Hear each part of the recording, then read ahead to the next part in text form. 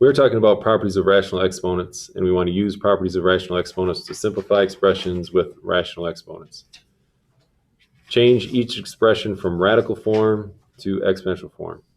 And radical form is any expression that has the radical, and that can be the sixth root, the fifth root, or over here we have the third root. Whatever the index number is, that's what root we're trying to take. So in this case, whatever index number is on the radical, that ends up going in the denominator of the exponent. So our base for this one is going to stay the same.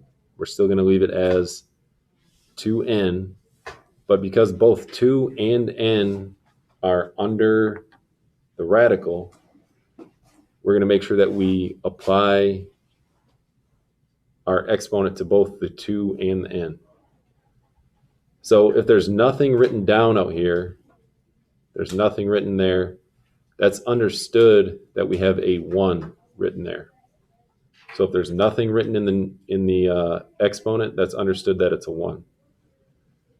Anything that's written on the index, or on the index of the radical, that gets written down in the denominator. So these are two equivalent expressions.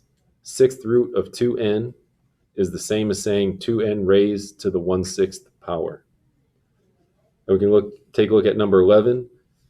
Number 10 and number 11 are slightly different. The issue here is the x in this case is raised to the third power, but the 2 is not raised to the third power.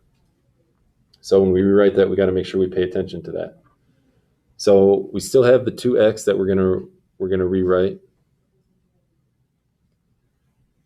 but the 2 is only raised to the first power, which we don't have to write, and the 3, that one is raised to the third power, or the x, that is raised to the third power. So that doesn't go outside of the parentheses, that goes inside the parentheses just to go with the x. It doesn't go with the 2. And then when we go to write our exponent, we know that we have the fifth root, so that 5 is going to go in the denominator.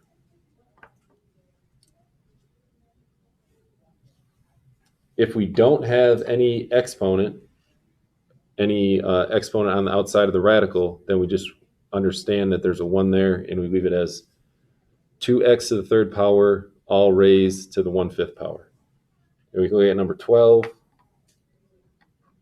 Again, we have the cube root of 4n all raised to the 4th power. That's in the denominator. So what I'm going to do is I'm going to rewrite that, but this time I'm going to move it out from underneath the denominator. And the way that we do that is we use the negative exponent rule. So I can rewrite this, and I can change in this case we have a positive exponent, but I want to write it as a negative exponent with everything in the numerator.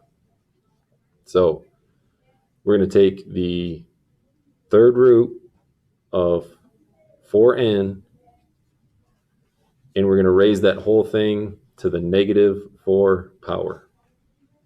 So the only thing that we did there was we moved our denominator to the numerator and changed the power from positive to negative. Now I want to rewrite it in exponential form. So we're going to take 4n,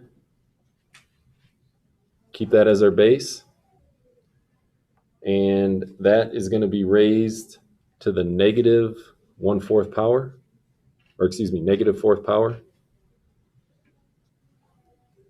And anything that's the index number for the radical gets written in the denominator. So here we have the 3 that gets written in the denominator.